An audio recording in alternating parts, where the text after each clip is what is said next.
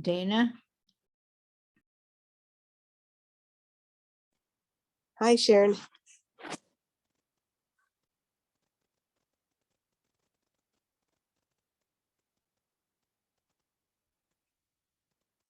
You went mute, by the way. Oh, there you are.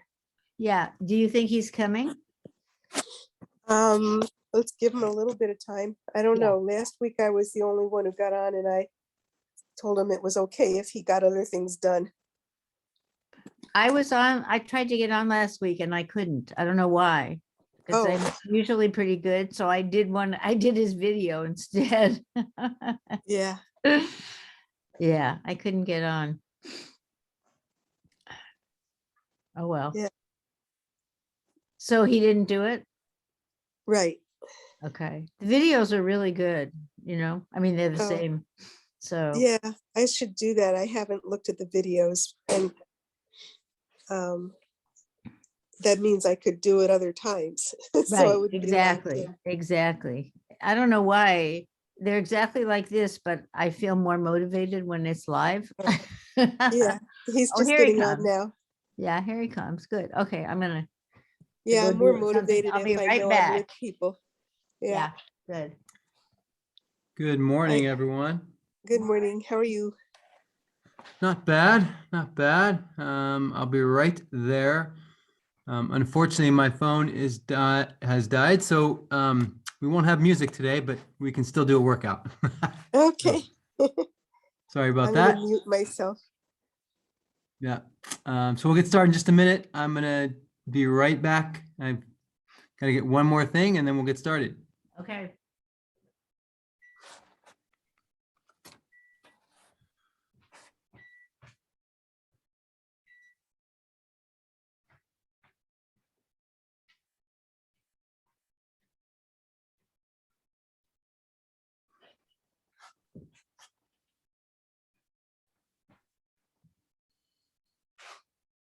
All right.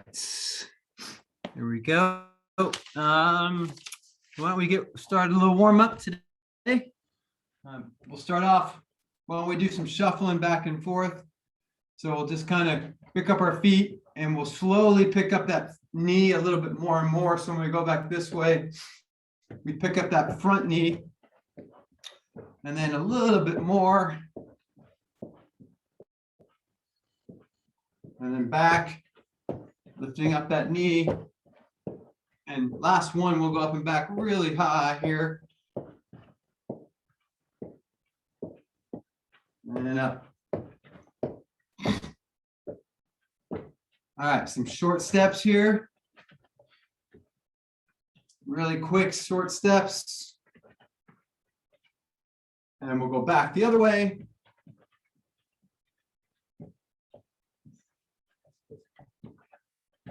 One more time, short steps, about shoulder width apart.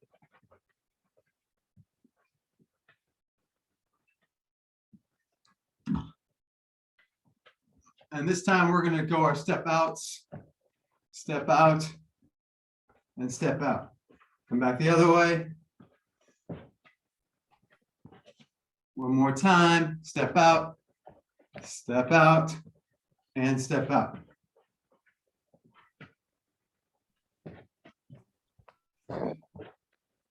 Okay, so now a little karaoke. Finish it up.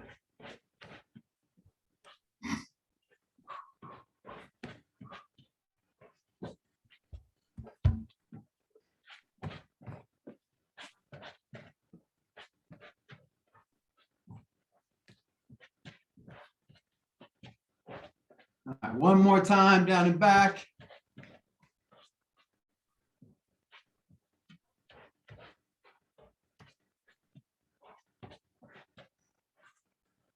All righty, good job. All right, should have our blood flowing a little bit, a little loosened up. We'll come down and for our ankle touches into leg drops. So ankle touches, we know we're just touching the ankles, leg drops here, keeping our feet up. We're just going to drop one at a time and switch to the other one. Okay, so each one for a minute here. Ankle touches for a minute, leg drops, 30 seconds 1 minute of alternating leg drops. Okay, so ready? Let me get the time here. 5 seconds and we'll go. Ready, set, let's go. Touch our ankles, one hand behind your head, supporting your neck, reaching down, touching that ankle, squeezing that core, pushing your belly button down to the ground. Really reaching, stretching, shortening that distance from your rib cage to your hip.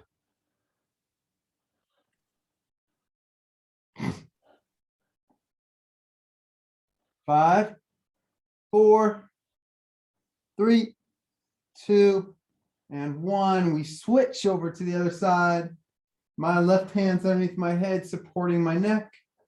My right hand is reaching and trying to grab my ankle.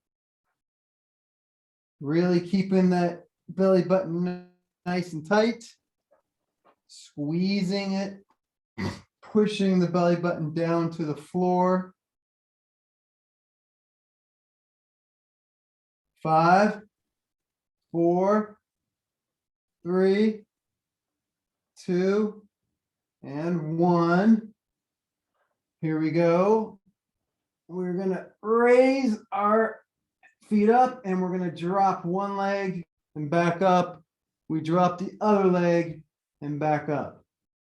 We just continue this process for 1 minute, nice and slow, squeezing our belly button again.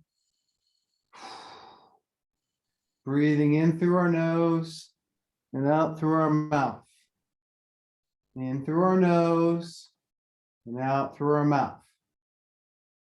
Keep it going nice and smooth and slow.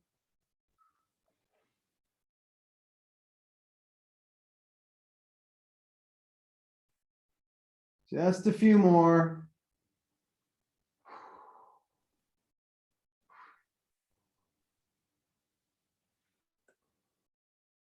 5, 4, 3, 2, and 1. All right, well done. All right, so we're gonna switch into tabletop crunches into our planks. And the first plank we're gonna do is our hip raises. So again, your hips are gonna go straight up to the ceiling. Like they're on a string tied to the ceiling. They go straight up and straight down. But first we have our tabletop crunches. So in a tabletop with your knees, you can cross them if you like. We're going to put our hands behind our head and we're going to alternate left elbow to right knee, right elbow to left knee, and that continues for a minute. We will turn over and get into our plank. And again, first one we're going to do is hip raises. All right, so let's go in about 5 seconds. So let's get ready for our hip raises, or excuse me, our tabletop crunches. Ready, set, let's go. Here we go. Nice. Driving our shoulder blades off the ground. Breathing in through our nose and out through our mouth. One elbow stays on the ground while the other one goes to the knee. Nice deep breaths. Continuing to push our belly button down to the ground, making it as small as possible. Really squeezing that core as you lift your elbow and shoulder blade. Nice and smooth.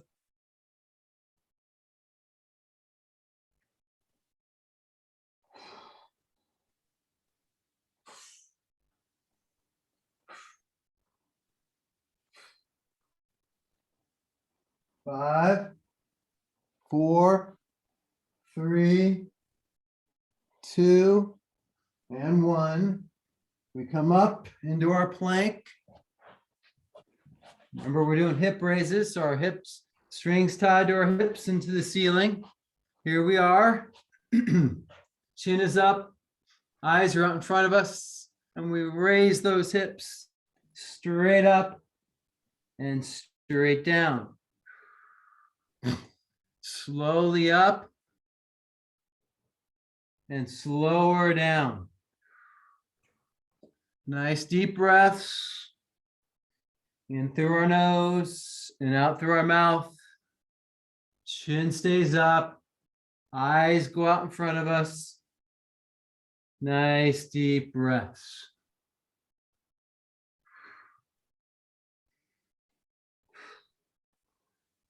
Squeezing our core in the belly button area to control the upward motion and to really control the downward descent.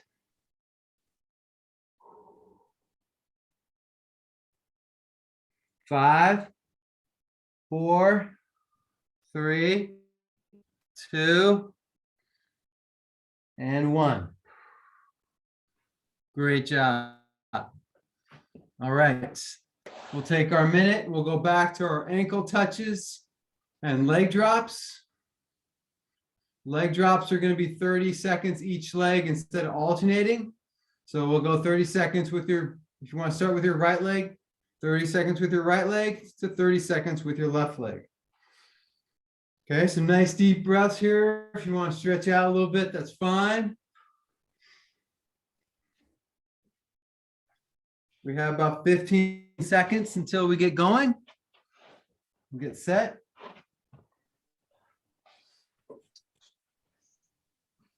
All right, 5 seconds and we'll get started. Ankle touches for 1 minute. Ready? Let's go. So here we are going to one side. 30 seconds one side, 30 seconds the other side. Touching your ankle. Really squeezing that side. Breathing in through our nose and out through our mouth.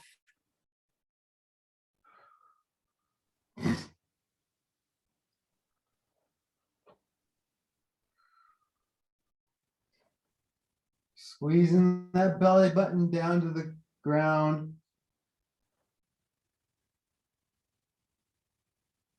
5, 4, 3, 2, and 1. We switch. Shortening that distance from the rib cage to the hip. Squeezing it down there.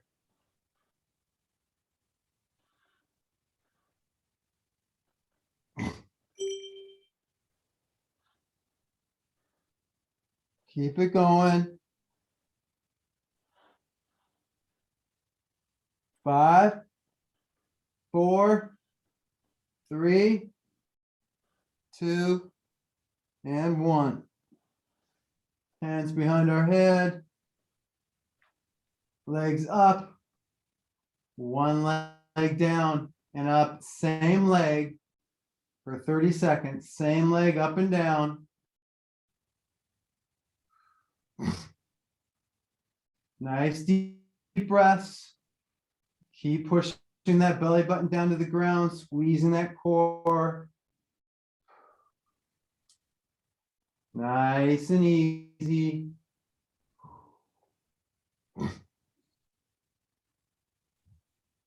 Five, 4, 3, 2, and 1.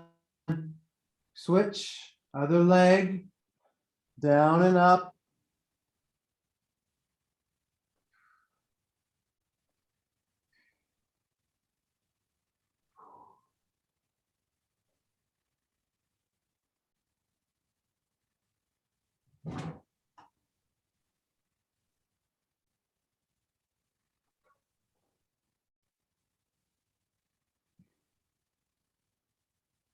Five, 4, 3, 2, and 1.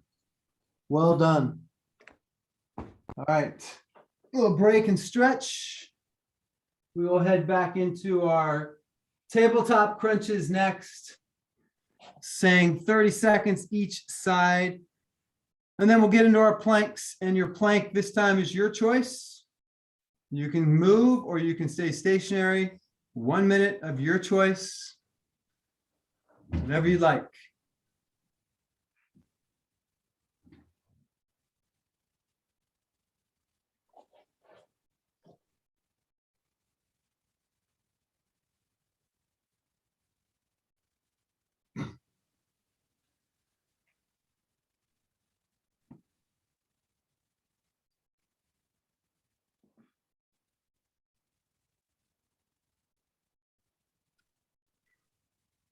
All right, we have 15 seconds. We will get started into our tabletop crunches. 30 seconds each side, and then our planks for 1 minute. 5 seconds, so let's get ready. Here we go. Ready, set, and go. Same elbow, it's the opposite knee, so my right elbow to my left knee for 30 seconds here. Driving my shoulder blade off the ground, squeezing that core as I lift that shoulder blade off the ground. Squeeze and breathe. Squeeze and breathe. In through the nose and out through the mouth. In through the nose and out through the mouth. 5, 4, 3, 2, and 1. We switch. Nice deep breaths here as we squeeze and breathe, driving that shoulder blade up. Squeezing our belly button just a little bit more as we get up higher.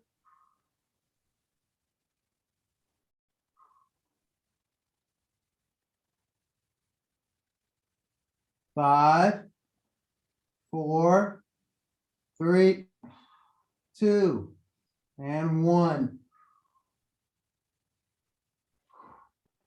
We come up into our plank. And your choice for 1 minute. And here we go. You can stay stationary if you like. You can sway a little side to side. Make sure you keep that chin up. The eyes are out in front of us. And we have that straight line from our ears to our toes or our knees or whatever is on the ground. And we breathe deeply in through the nose and out through the mouth. In through the nose and out through the mouth. We squeeze that core to hold us up, taking the pressure off of our shoulders or any other parts of our body. We squeeze that core to engage and hold us in this straight line. Deep breaths in through the nose and out through the mouth. 5, 4, 3, 2, 1. Excellent.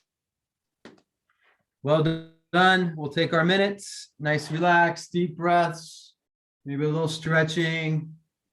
And we'll go back into our ankle touches, into our leg drops. Again, leg drops are going back into alternating. So again, ankle touches into our leg drops.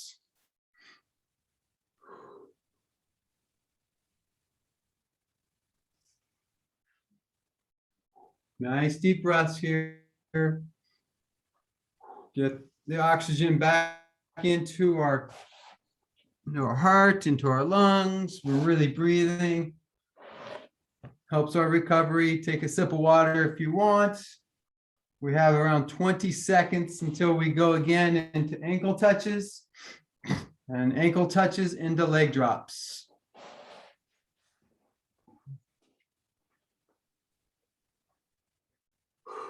All right, about 5 seconds and we'll get it going.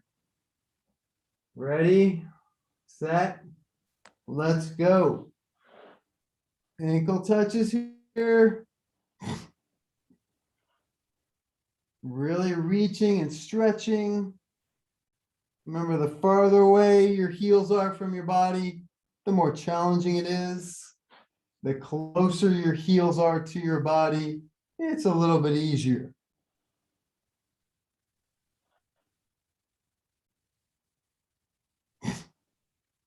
We keep breathing in through our nose and out through our mouth.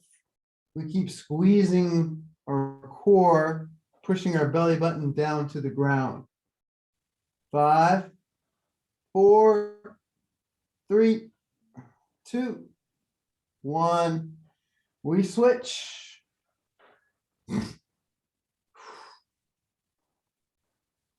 Nice deep breaths. Really engaging our core. Trying to grab that ankle.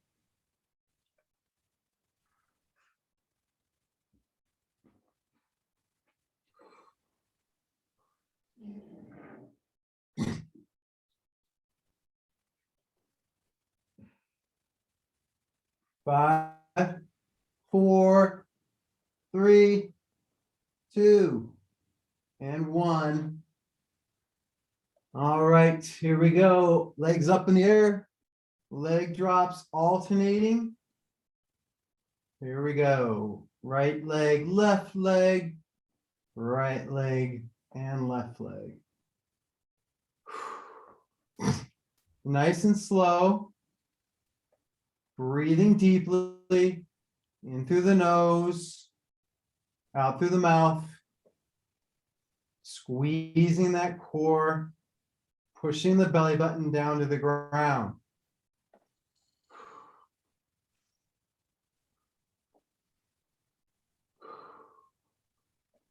Trying to keep the legs pretty straight.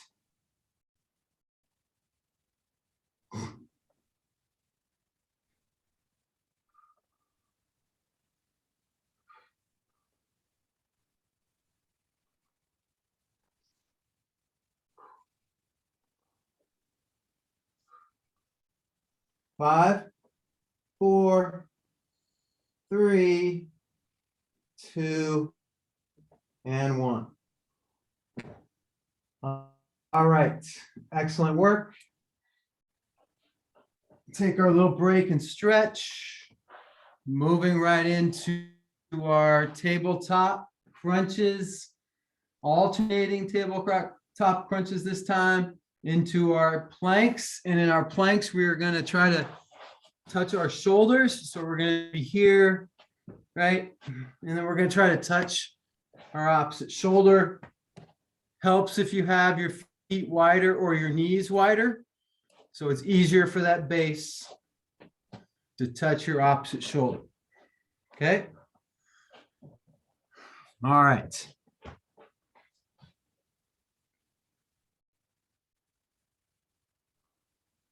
All right, 15 seconds. We will get it started with some tabletop crunches this time, alternating left to right. Ready, set, and let's go. Alternating tabletop crunches. Driving your elbow up to the opposite knee.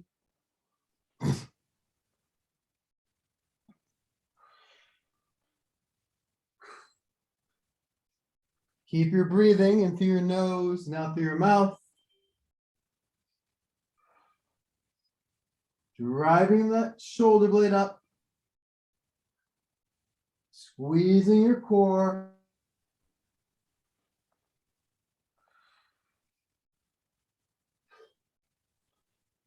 Nice and smooth. Really squeezing, lifting through your core.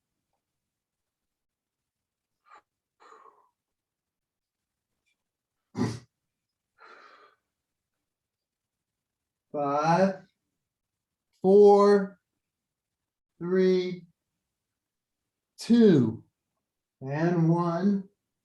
Well done. We come up, get into our plank. Again, wide base with your feet or your knees. If you want to be on your elbows, that's fine too. You can still be on your elbows here, all right, and still touch your shoulders, whatever works for you. But we're going to have our chin up. Our eyes are out in front of us. And we're just going to tap our opposite shoulder. Nice deep breaths. In through the nose and out through the mouth. Squeezing that core. Trying not to move your body as you shift that weight and control that balance. Tapping our opposite shoulder. Really squeezing that core to keep that centered balance.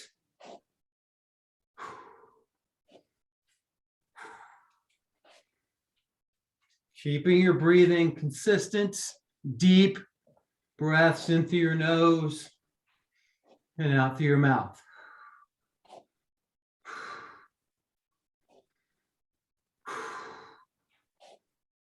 5, 4, 3, 2, and 1. All right, excellent job. One more set of these 4 exercises here. We got ankle touches into leg drops. And our leg drops this time are going to be one leg for 30 seconds and then the other leg for 30 seconds.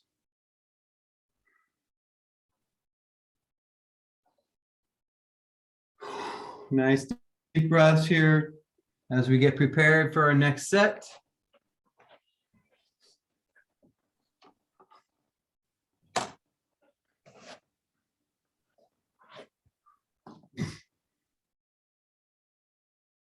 All right. 15 seconds. Let's get ready for ankle touches. Ready, set, and we are off. Let's go. Last set of ankle touches here.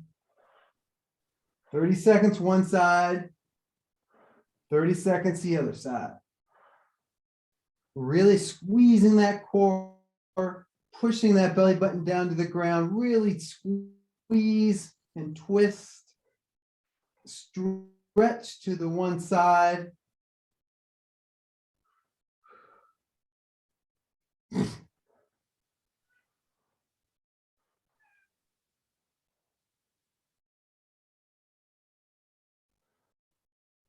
Five, 4, 3, 2, and 1. We switch to the other side. Last 30 seconds of ankle touches.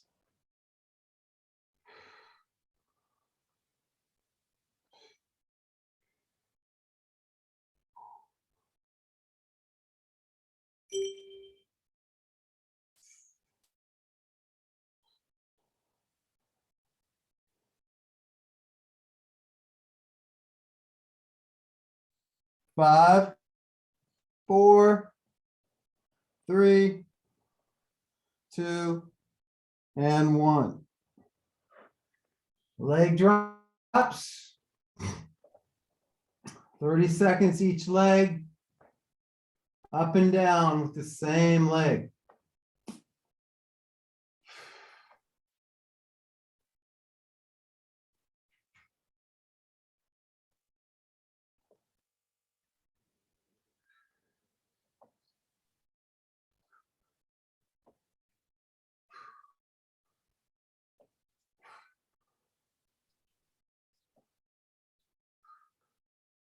Five, 4, 3, 2, and 1. We switch. Keep breathing.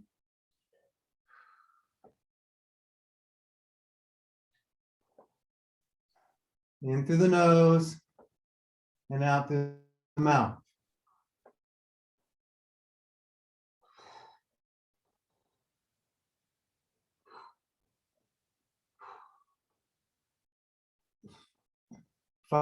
Five, 4, 3, 2, and 1. Well done. Take our break, a little stretch. And we'll move into our final set of tabletop crunches into our planks. Our tabletop crunches will be 30 seconds each side. And then we'll move into our plank for our knee touches. So we're going to drop one knee to the ground. You can do them both together. You can do them alternating knees. I will probably be doing my favorite of left, right together. May change it up a little bit today, but just touching our knees to the ground.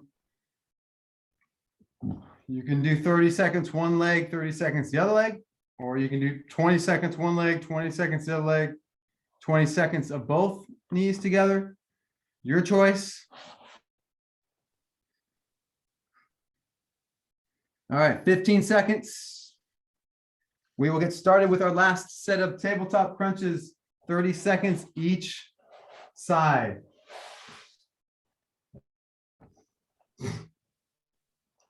Five seconds. Let's get ready.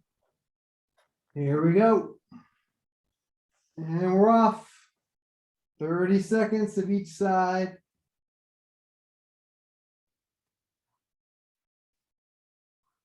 Nice deep breaths here. Nice and squeeze that core. And lifting our shoulder blade.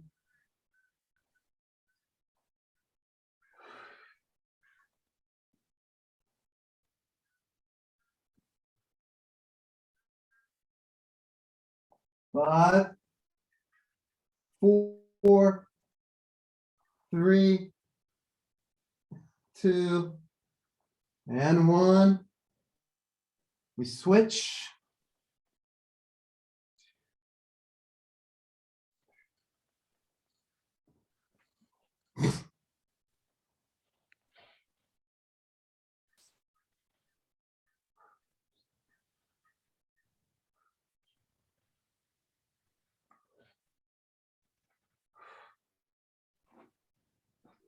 Five, 4, 3, 2, and 1. We come up, get into our plank. Last 1 minute of plank here. Our knees are going to touch. So first we're going to get in a good position, getting our chin up and our eyes out in front of us. And we start our knee touches. I'm going left, I'm going right, and then together. Repeat that process. You are welcome to do individual knees the whole time. Both knees together. Whatever it is that works for you. Just remember to keep your chin up, eyes out in front of you, and keep that straight line from your ears to your toes. Keep your breathing.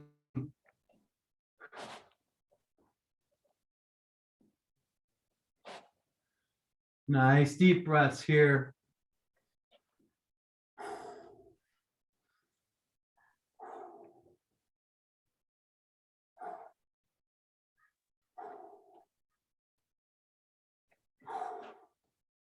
Left, right, and together.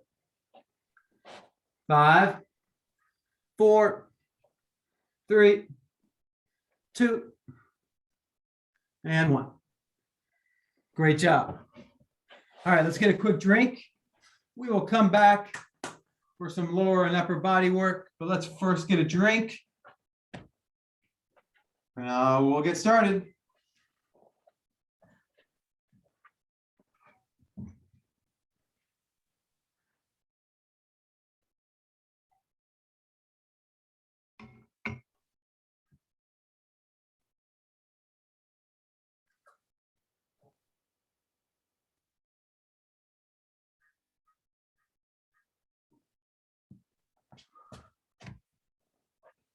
All righty. Today, we're gonna start our lower body and upper body workout with our under overs or into our push-ups. So we're only doing 2 sets of this today. So we're gonna start with our under over. So we're down here, right? We're on our side, we're gonna do 2 of them. So we're gonna get down low. We're gonna step underneath the bar. We're gonna stand up straight. Then we're gonna step over. And then do that twice, right? Step under and then over. Okay, so we're gonna do that twice, both directions for 1 minute, right? We go twice one way, twice the other way. We're gonna do that for 1 minute. Then we will go down and do 30 seconds of push-ups. We will do that twice today, okay? All right, we're gonna go on 15 seconds. Let's get ourselves ready. A couple of deep breaths here to get prepared for the work to be done. All right, ready, set, let's do it. So we go down, we go stepping out wide and underneath, we stand up straight, we step over as high as we can, both legs, we go back down, we step long, we stand up, and we step over, and then we come back the other way.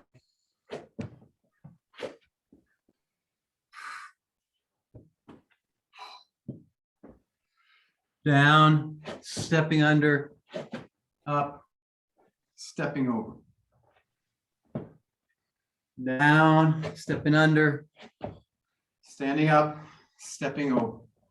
Try to lift those feet way off the ground, those knees and those feet.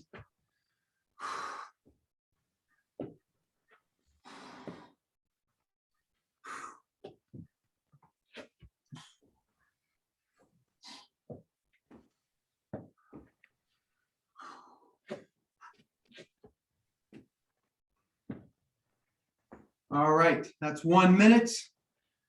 Let's go down for 30 seconds, serve push-ups.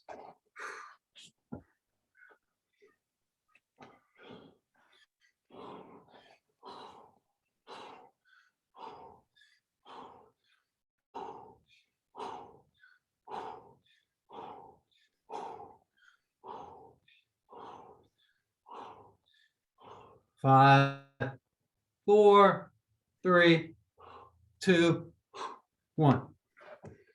All right, excellent work. One more set of those, and we'll move on to our squats and other stuff.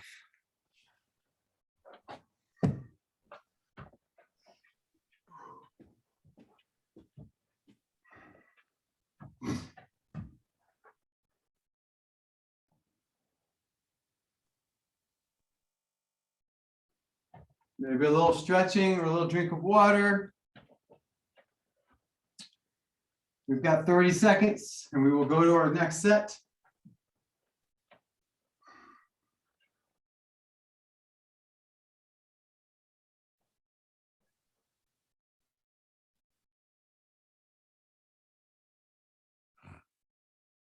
All right, 15 seconds.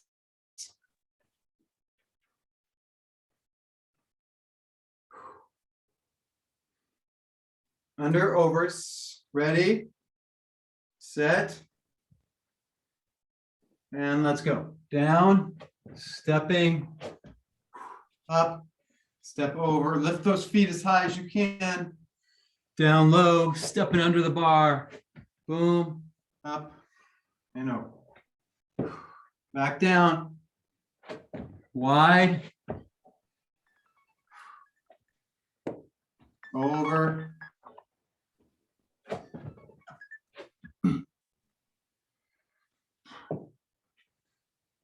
Nice work, halfway there.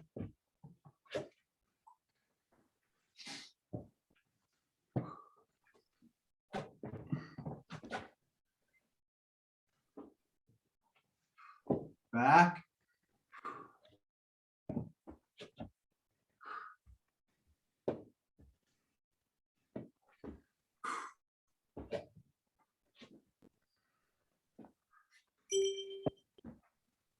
All right, excellent. Push-up time. Let's get them in.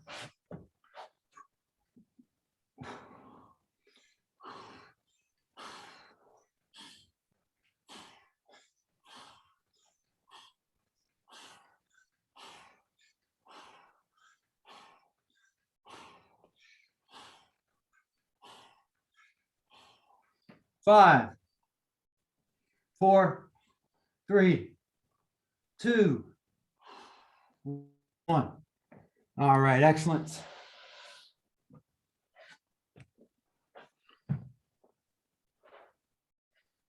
All right, quick drink. Come back a little bit.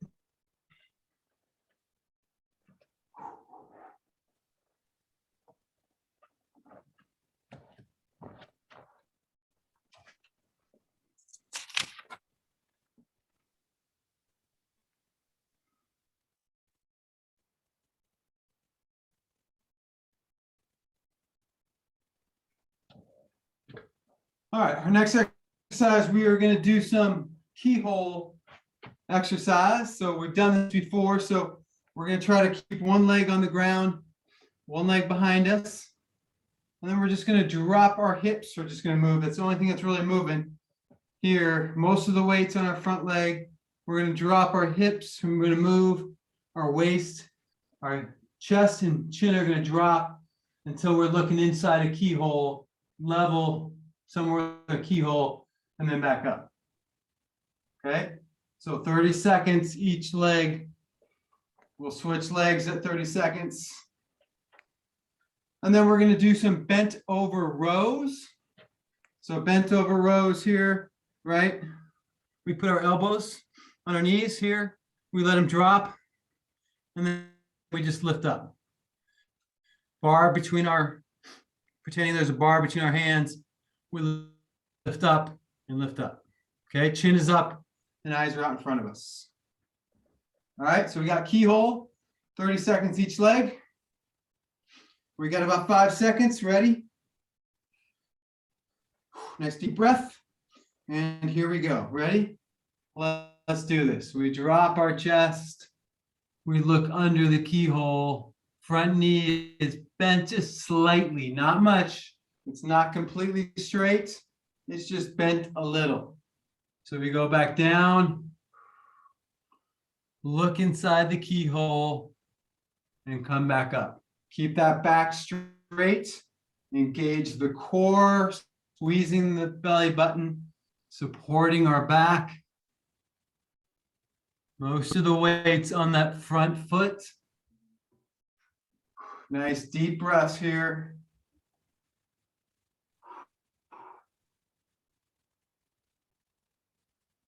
Five, 4, 3, 2, 1. We switch. Other legs forward. Dropping our chin and our chest. Looking inside the keyhole. Again, that front leg is where most of the weight is. It's slightly bent. You should feel it in the back of your leg and the hamstring, upper hamstring area. Nice deep breaths here.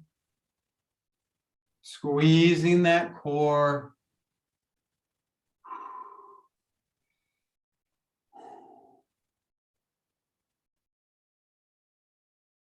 Five, 4, 3, 2, and 1. Standing up. Maybe shaking it out a little bit. Down in our squats a little bit here, right? Elbows on the knees. 11:15. Sliding your elbows off the knees here, hanging them down. Bar between your hands, lifting up. Pulling up against tension. Nice deep breaths. Chin is up. Eyes are out in front of you. Pulling up.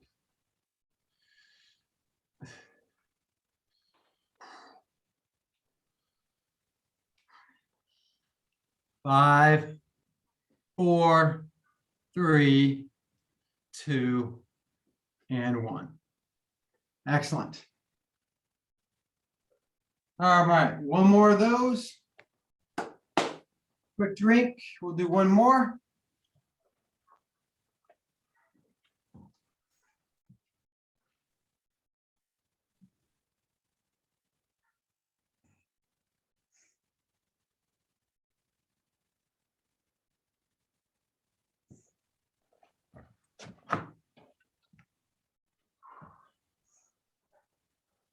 All right, just about 30 more seconds and we will get our second set.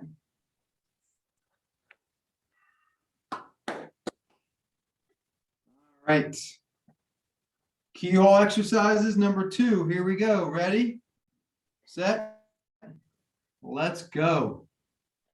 Dropping our chin in our chest, looking inside the keyhole, and then coming up. Nice deep breaths, really squeezing that core to support our back. Down as low as we can, under control, feeling it in the back of our leg. In the upper hamstring.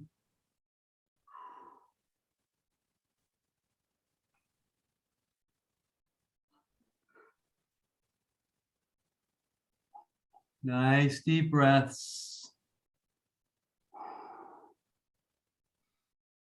5, 4, 3, 2, and 1. We come up and we switch and go back down. Really getting low into the keyhole. Look through that keyhole.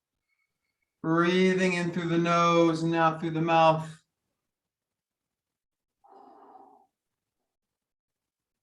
Keeping that front leg slightly bent.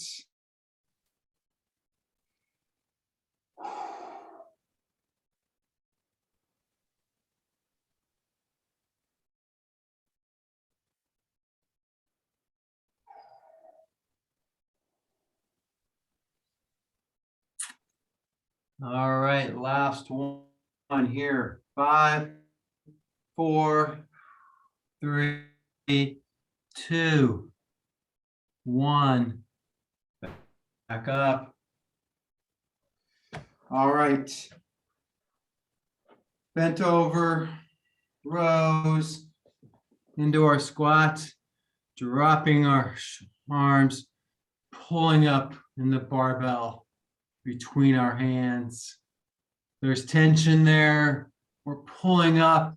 We're squeezing that core to get the base supporting our back. We're breathing. Our chin is up. Our eyes are out in front of us.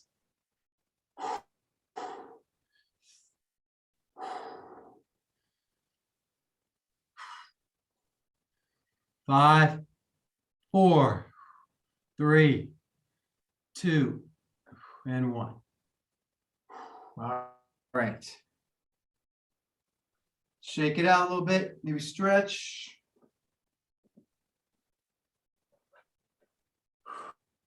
All right, move on to the next exercise. We are going to do some high knee push outs here. So we've done these before where we balance on one leg. And again, anytime we're balancing, we want to have our eyes fixated on one spot out in front of us, maybe diagonally out in front of us, maybe directly out in front of us. But fixating those eyes really helps our balance. So we have our 1 foot down, 1 foot knee up, and then we're going to take it out to the side and back very slowly. One more time. Out and in, and then down. And then we switch legs. Okay? We're going to try each leg 3 times. So the 2 times out is 1. The other leg, 2 times out. 1 each leg there. 3 times of those. Okay? So basically 6 balancing times, but 3 each leg. And then we will get into our bent over flies. So again, down in your stance in a semi squat. All you have to do is, instead of dropping your arms, we take them out here and we just lift them up with our elbows at 90 degrees and we lift up. So bent over flies, okay, in your squat. Okay, all right. So again, we're gonna go in 10 seconds. We're gonna have one leg balance on the floor, one leg up in a high knee. We're gonna turn it out and back twice and then switch legs.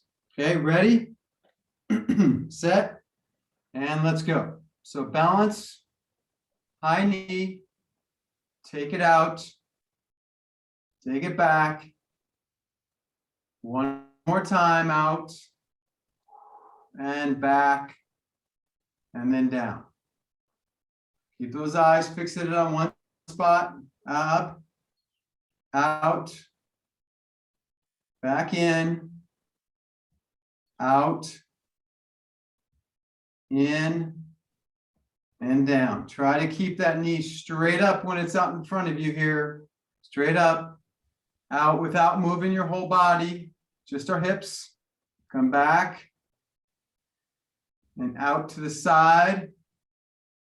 And then back, keep it up, knee high straight, and then down. Other leg, up, and out, and in,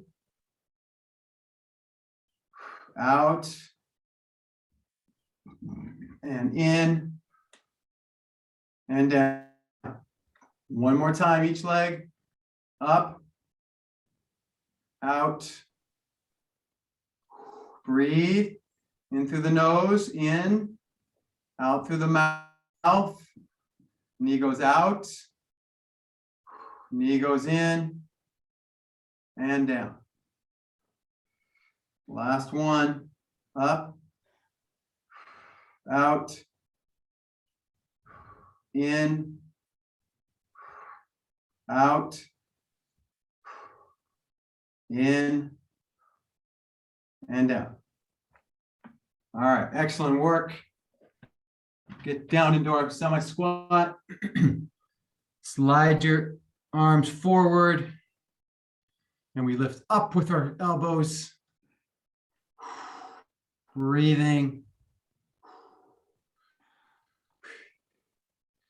There's tension.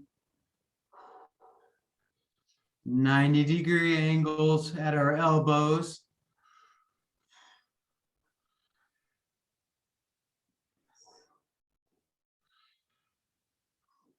Five, 4, 3, 2, and 1. Excellent. Come up.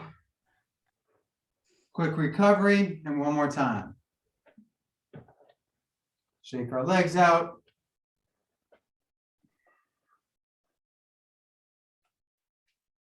Great work so far.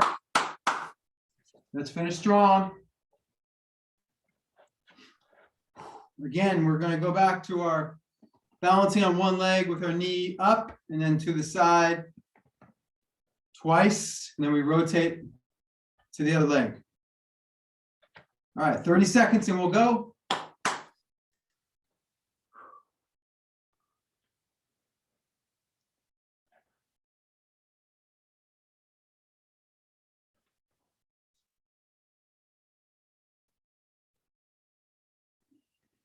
All right, 15 seconds. Let's get prepared. One leg's down on the floor here. One leg ready to lift the knee. Ready, set, and let's go. Up, hold it for a second. Out to the side. Come back in. Going back out to the side. And back in. Down, switch, up, to the side, to the front, to the side, to the front, and down. Switching legs, up, side, front,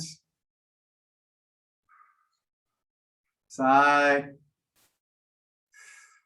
front, and down. Other leg up, to the side, to the front, to the side, front, and down. All right, switching up, side, front, keep breathing, side in through the nose, out through the mouth, to the front, and down. Deep breaths here. Up, to the side, to the front, to the side, and to the front, and down. Excellent. All right, let's get down in our squat a little bit. Elbows on your knees. Sliding our elbows forward, lifting our elbows up and squeezing them down. Lifting up against tension, squeezing down into a ball of tension. Up and squeeze down. Up and down. Up, chin is up, eyes are out in front of us, and down. Up and down. 5, 4, 3, come on, one more time. 2, up and squeeze down, and then up. All right. Excellent job today. Thank you for joining me. Appreciate it. I hope you enjoy the rest of your day. Thank you. You bet. Thank you. All right. Yeah, really felt good. Hard, but Great. good. That's what it should. It should be challenging, yet, Right. you know, Yeah, it's quality and good. feel- making everybody It's feel better. like necessary. I got out some Definitely. weights for the last couple exercises. Did them Yes, midway. yeah. It's sometimes it's hard to, you know, put tension into your hands and arms without weights, but yeah, use them, whatever you need to use, definitely. As long as it's not too much weight. Yeah, no, I I don't go there. Good. So Glenn, last week, I don't know why, but I couldn't get on. So I went to your recording and it was great. So thank you. Oh, fantastic. I'm glad it's working out with the recordings. Yeah, it so- is. They're good. And thank you. Appreciate it. a You bet. lot. My pleasure. And I hope everyone has a great rest of the day and a great rest Thank of the you. week. Cooling off, Um, so that's good. Yeah, thank you. Yeah, You it's too. much cooler. Yeah, it's nice Yeah. out there. Thank Thanks, you. Glenn. Be well. Okay.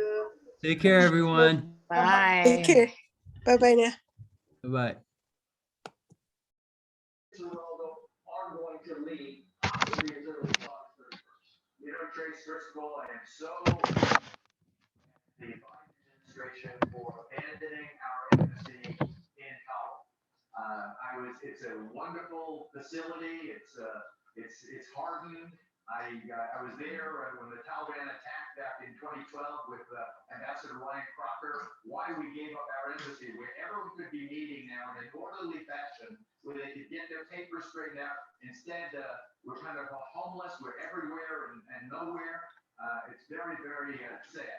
Now, Haroon, what he says, we know Trace. We've been around the block a few times. We know who these people are.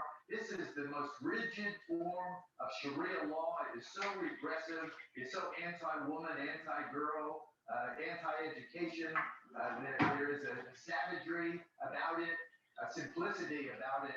I fear for the worst. Now, maybe they told me they've been in Doha, negotiating with Americans now for a couple of years. It may be they have some polish now. It may be that they understand that if they're going to be accepted by the international community, they have to play ball in terms of humanitarian rights and in terms of recognizing people's rights right now to leave that country.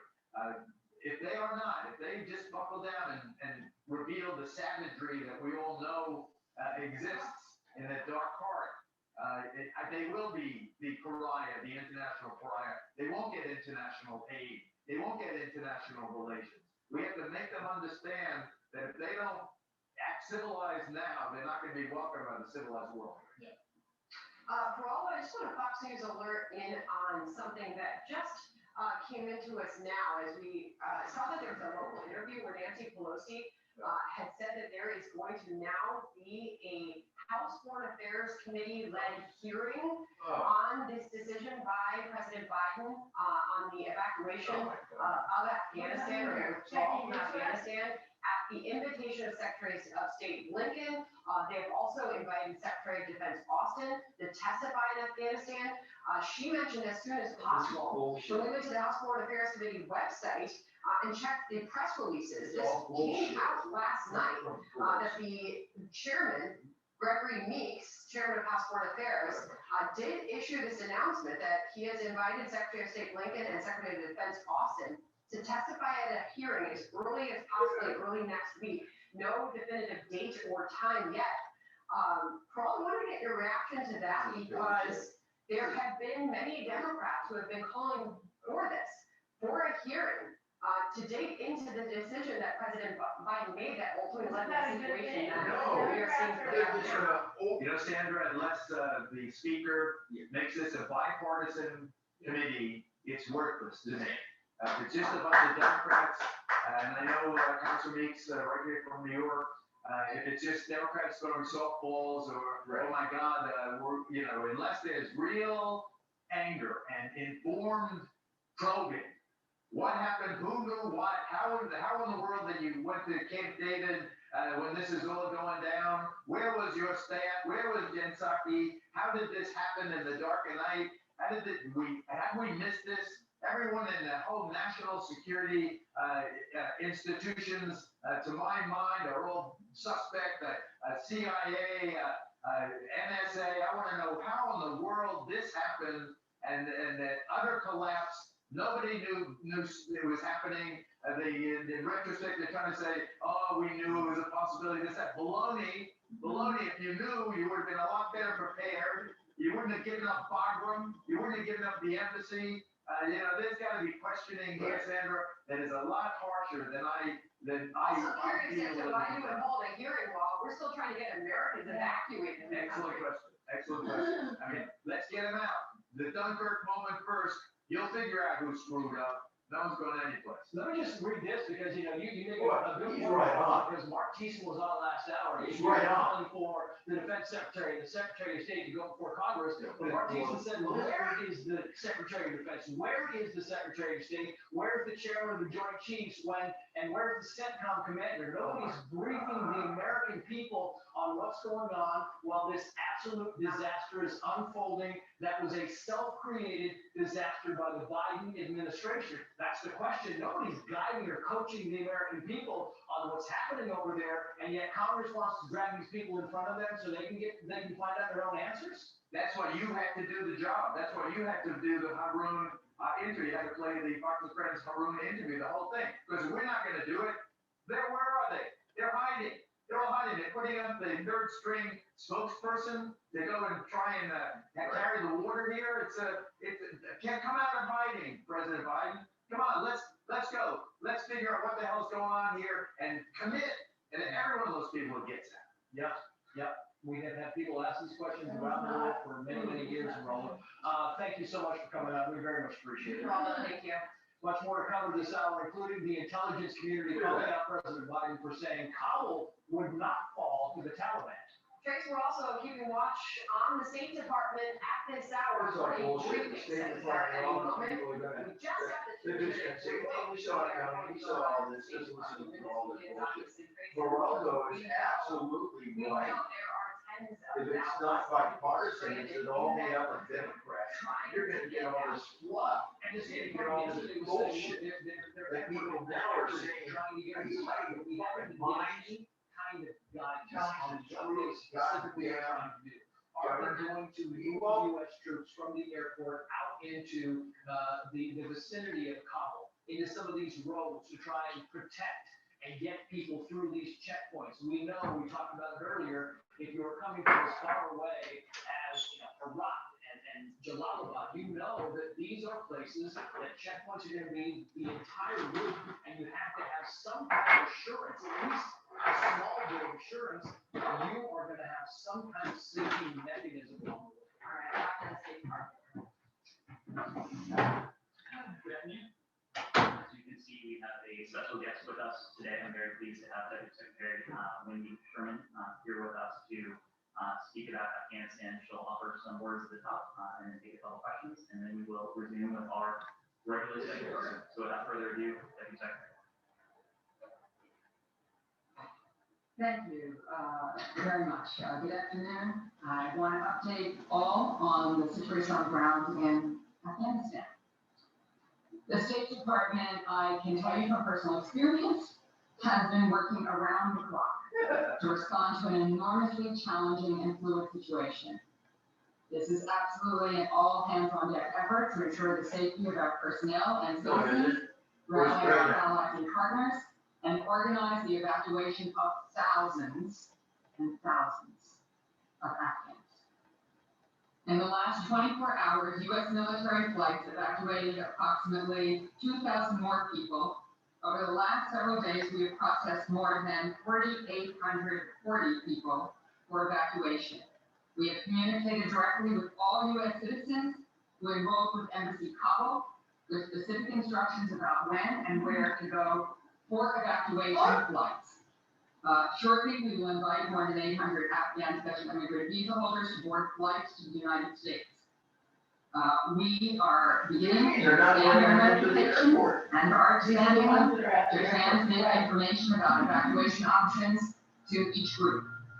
We will also continue to accelerate our efforts, including by working with our allies and partners, NGOs to identify and assist Afghans eligible for P1 or P2 refugee status and other Afghans at risk.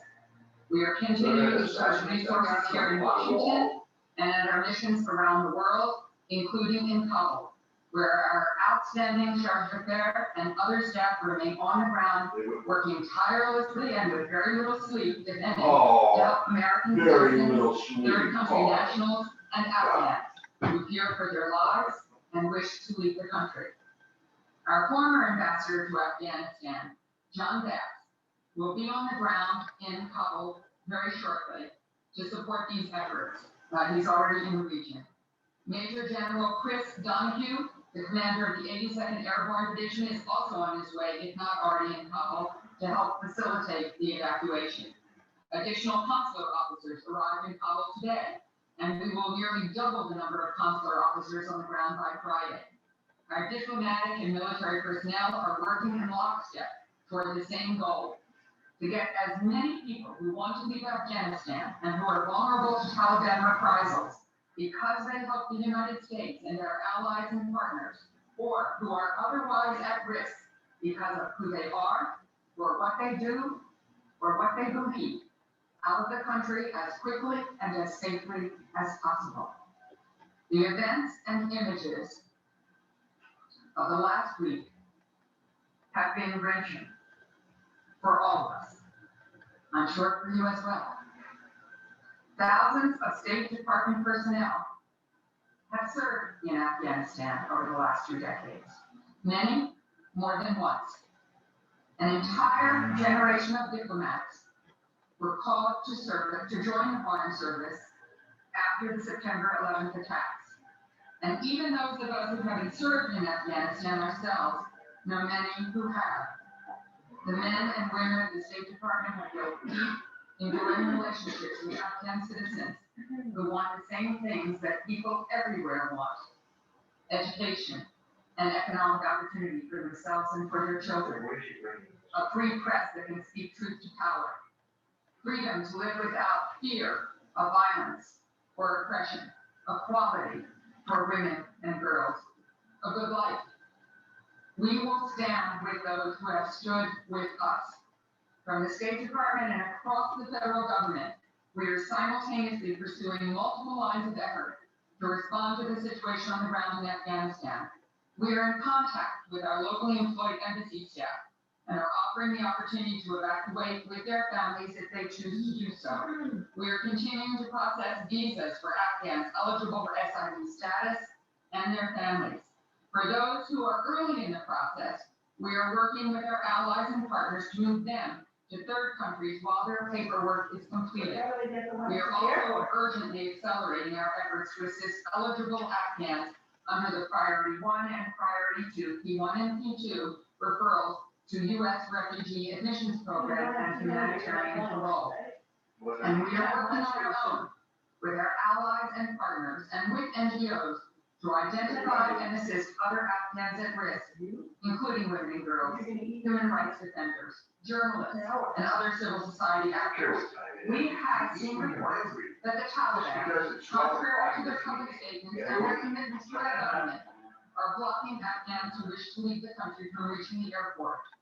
Our team in Doha and our military partners on the ground in Kabul are engaging directly with the Taliban to make clear that we expect them to allow all American citizens, all third country nationals, and all Afghans who wish to leave to do so safely and without harassment.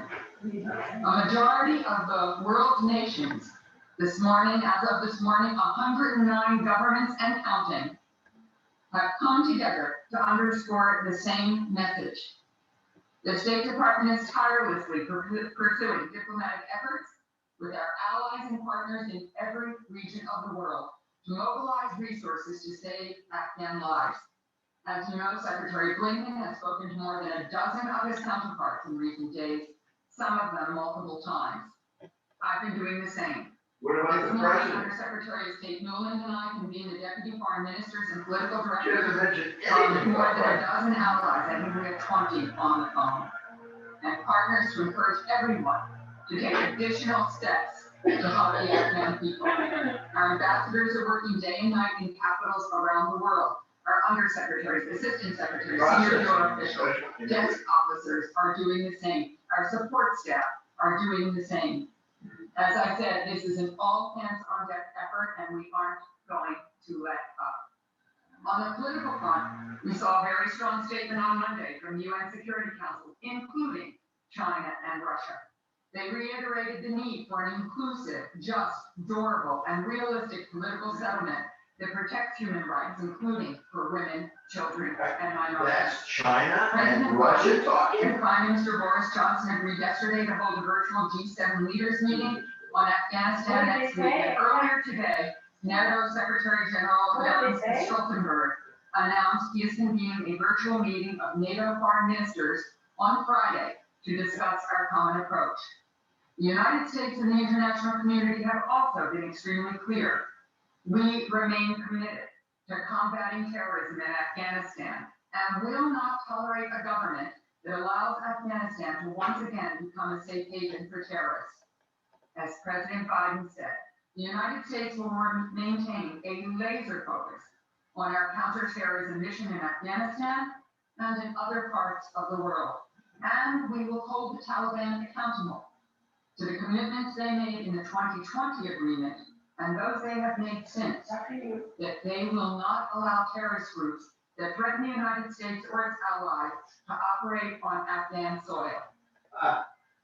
Before I take your questions, I want to speak to a situation that's very personal to me, facing Afghan women and children.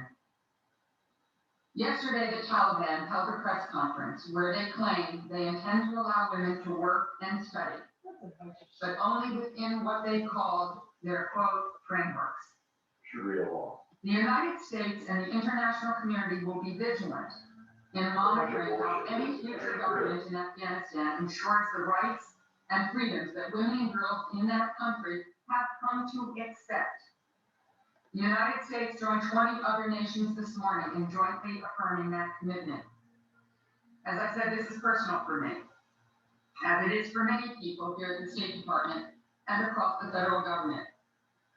In 1997, I joined then Secretary of State Albright when she visited Afghan women and girls in a refugee camp in Peshawar, Pakistan. Secretary Albright told them, quote, "It is impossible to modernize a nation if half or more of the population is left behind," unquote. That was one of the most searing meetings I have had as a diplomat. I had a teenage daughter at the time. A young teenager told me about watching her sister being raped and thrown out a window. Women who were doctors and teachers and homemakers talked about how they couldn't do and have their lives anymore. That memory will never be wiped from my mind. Societies could not flourish and prosper without the full participation of women and girls back then, and they cannot flourish and prosper without women and girls now. In the last 20 years, Afghan women and girls have embraced their freedom. Millions have gone to school. They have become doctors, lawyers, journalists, parliamentarians, and entrepreneurs. They have built the lives that Secretary Albright encouraged them to imagine all those years ago, and so much more. When I was Undersecretary for Political Affairs during the Obama administration, I traveled to Kabul and to Herat. I met with women and girls in both cities and saw the amazing things they'd accomplished, their talent, their drive, the vibrancy of the society they were working so hard to build. And I have met with Afghan women leaders in my time as Deputy Secretary of State as well, to hear from them about their tireless efforts to educate women and girls. These ambitions, these dreams, and above all, the concrete progress they have made for themselves, their families, their neighbors, and their country are all things I carry with me every single day. The United States and our allies and partners will continue to fight for Afghan women and girls, and Secretary Blinken and the President of the United States join me in that drive. We are working with the international community to help those who are vulnerable who are facing Taliban reprisals to get to safety. And we will use every economic, diplomatic, and political tool we have to hold the Taliban accountable to their words and more. With that, I'll take your questions. Sorry about that, sir. What? Thank you very much. I tried to be good. For something I shouldn't cry. The other day I was crying at Pentagon for sadness. Now, thank you very much for your good message for us. What? The meeting was changed to a Zoom only on Monday. Many Afghan, as you said. Thank you so much. We all have Afghan support. Thank you for the United States. Thank you for you. But thank you for your visit. Appreciate many Afghans go to the airport to leave the Afghanistan. It's not Taliban try to beat them. But as long as they expect from me, their expectation is very high that Nazir Academy is somebody. They think that I can do anything, but I'm ordinary journalist. Just I'm voice for the less voiceless Afghan support women. And thank you so much for your opportunity. I will pass them. Of course, they know, they listen to you, appreciate it. Thank you so much. God, it's been so long. It has been so long. And I guess I can't call you Wendy anymore. I'll have to call you now Deputy Secretary. That sounds good. It's a bit of a mouthful. Listen, on the, You'll get used to it. I'm sure. On the immediate question, you said you're surging the number of consular officers at the airport, people are going in. Well, all of that, great, but if people can't get to the airport, and I realize you mentioned this in your, the issue, if people can't get to the airport, it doesn't really matter, right? How many people you have there. So, my question is, what exactly are you telling Taliban that is going to happen to them if they don't start letting in not just Americans, LPRs, but Afghans who are at risk, and potentially even Afghans who are at risk who don't have all of the necessary paperwork that they might need to get out. So thank you, Matt. I think we know each other well enough for you to know that I'm not going to tell you the ins and outs of the diplomacy that is going on. I will say that we are in discussions trying to ensure that there is not only safe passage for American citizens or for diplomats of third countries and third country nationals, but for everybody who is trying to get to the airport. That work is ongoing. The Taliban has said it will not have reprisals. It is established an amnesty, that the roads are open, that people can move. We have heard all of the stories that many journalists in Afghanistan are reporting about checkpoints, about harassment, about difficulties, about jammed traffic. And so we're trying to work through those issues as best we can.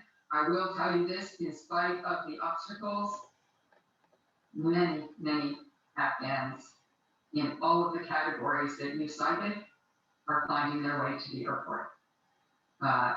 And we will continue to do what we can through diplomacy. And it's not just us. It's the international community. As I said, over 109 countries who have called on the Taliban to do this. The Taliban are hoping to create a government in Afghanistan. They seek legitimacy. We are all watching their actions. Their actions will speak to whether in fact they are going to protect the basic human rights and the basic rights of the Afghan people. And their actions in these days will tell us whether there's reality to what their words say or whether there is not. Thank you. You've been listening to the Deputy Secretary of State, Wendy Sherman there. Her words will certainly be picked apart in the coming minutes and hours, as there was not any real update from there about how they are going to try to safely evacuate the Americans who are still stuck in and around Kabul, and the State Department just You gotta confirmed ask that that they question, can no said, longer what have does it mean, what you do? If If they can't get through the lines of. I'm sure we'll digest this with the Right, and the question was asked, what will you do to the Taliban if they don't abide by this? And there was no answer to that. Let's bring in former CIA station chief and Fox News contributor Dan Hoffman. Dan, it's great to see you. I'm not sure if you heard that. We're gonna kind of pick in some sound of that and kind of get your opinion on this. But I want to talk to you about the president saying on July 8th that the Afghanistan government was unlikely to fall. There would be no Saigon type evacuation. And the New York Times now coming out saying that the intel agencies predicted exactly this back in July. Where's the disconnect, and what do you make of this? Yeah, so first I did catch the press conference. I do have a few comments on that when we get to them. But as far as the intel picture, I think it was pretty clear. We knew that the Taliban was mounting roughly 100, 120 attacks a day on the Afghan National Army. We knew their strategy, which was to target the border areas first and then provincial capitals and eventually make their way to Kabul. I have no doubt that the president was briefed on some very good intelligence. I know from firsthand experience, he had excellent sources inside the Afghan National Army and inside the Taliban as well. I think during these upcoming hearings, what's going to be really important, when we used to do with CIA when I was there, the president would come to us and say, look, I'm thinking about these 2 or 3 different options. Tell me what the intelligence speaks to these options and how it would play out. So if the president had asked, if I remove all my troops, close down Bagram Air Force Base and turn everything over to the Taliban, how long can the government of Afghanistan last?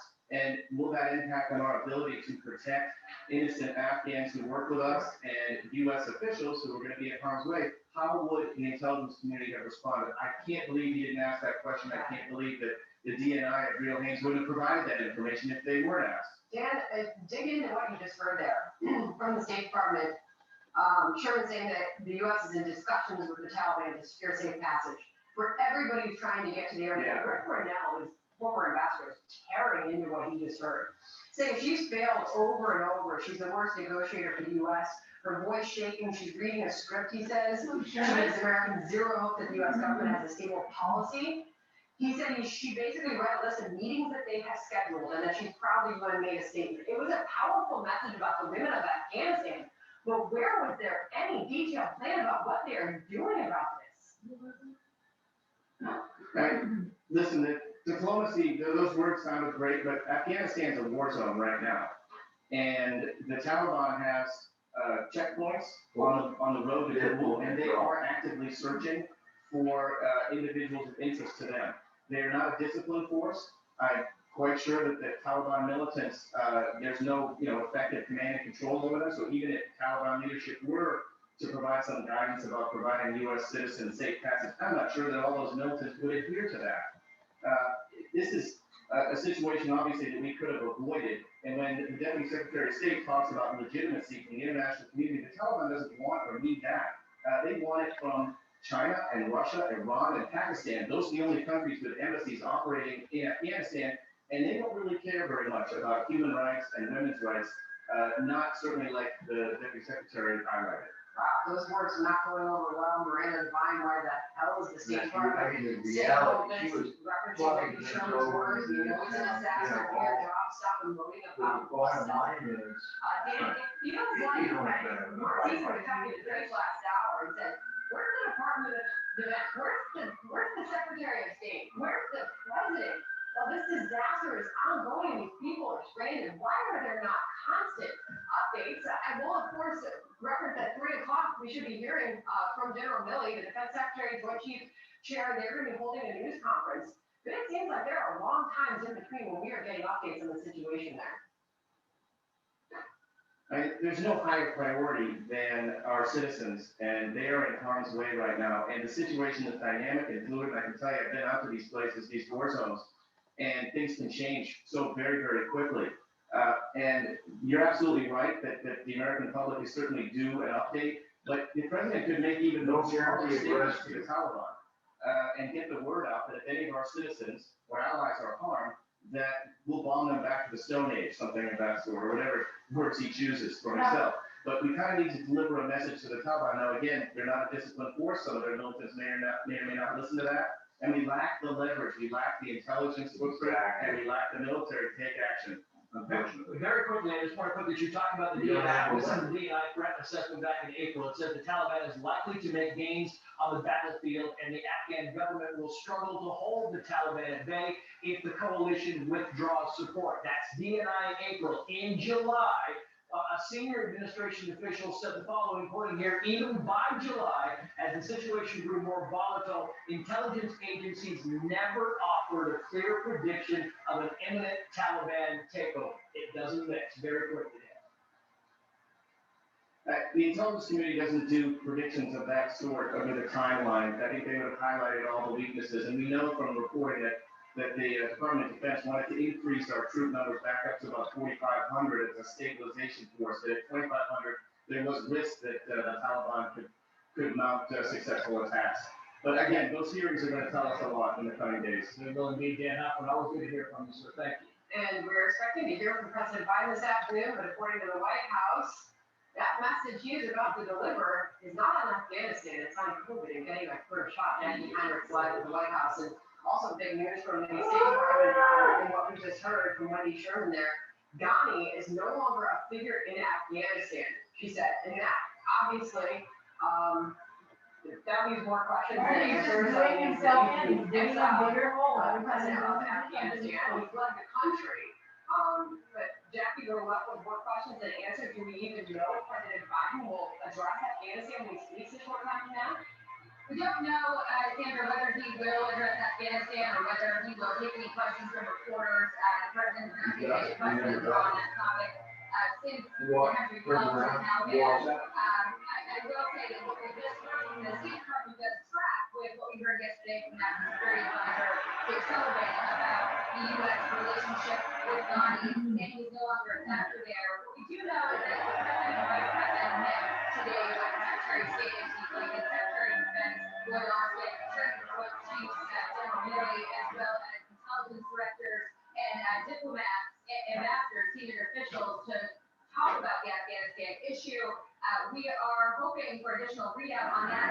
So if they discuss at all the future implications with respect to China and Russia and how they are seizing on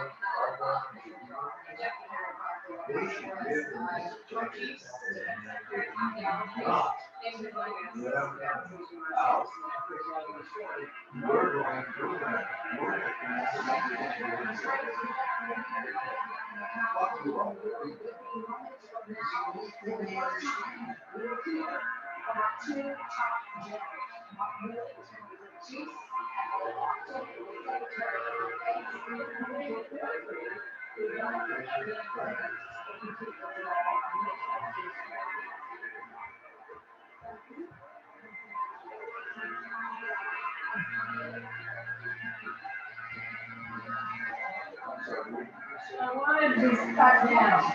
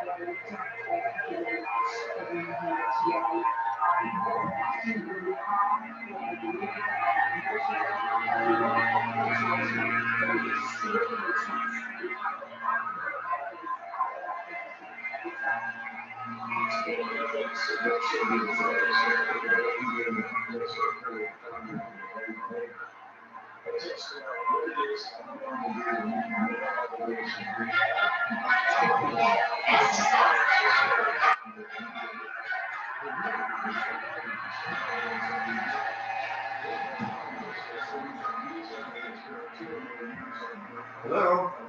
Mark, Hi, Karen.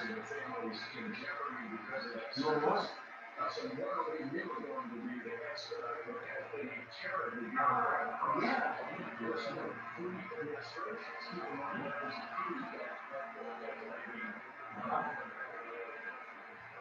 Yeah, hold on.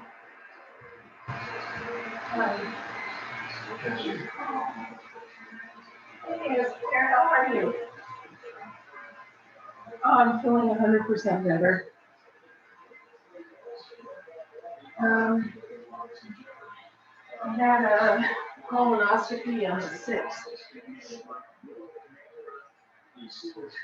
At the end of it, I aspirated, and they had to intubate me.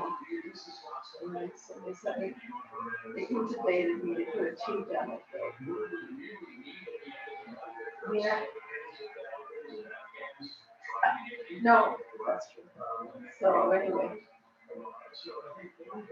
they don't know whether the anesthesiologist maybe gave me too much to keep me under, you know, that's a possibility, and it happens once in a while.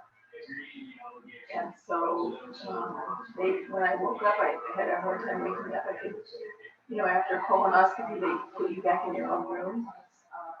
Well, I woke up and I could just hear them calling my name, and it sounded like there were several people calling my name. And I remember, that's the last thing I remember.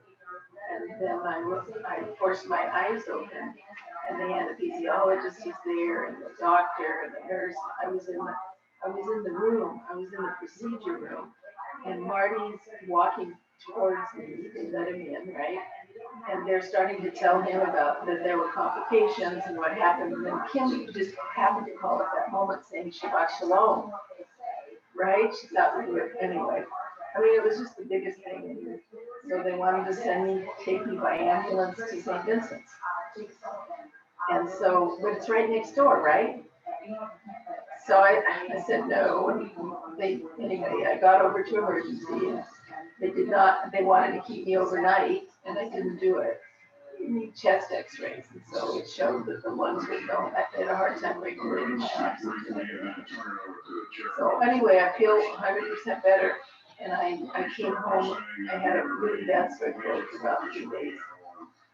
And the doctor said it would take the 6 weeks to get it all out of my lungs. So I will have to go back for another x-ray in like 3 weeks.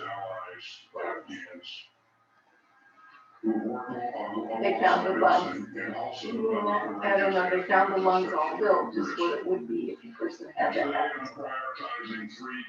But I feel 100% better. You know, my energy level's not 100%, but it's certainly better than it was. So I'm really good. But I have, yeah, it is. Sharon, it's my last call. And then do you know what happened? Listen to this. The next day. Oh. Yeah, I do hear it. So the next day, the phone rings and it's an automated call from the Oregon Gastro thing saying, thank you for, using our services. We'd like to know about your experience. Oh, yeah. I said, it's all automated. I said, really? They've got to be kidding, Oh my God. No, I hung up. I'm not taking the survey. They don't want to know what I have to say. I mean, they were all really nice. Doctor was there the whole time. And she called the next day, the anesthesiologist called, the doctor from, the emergency gal person called. I went in to see my own Jill, She said, he could have given me too much. She said they didn't make him, they really didn't do medically anything that was wrong.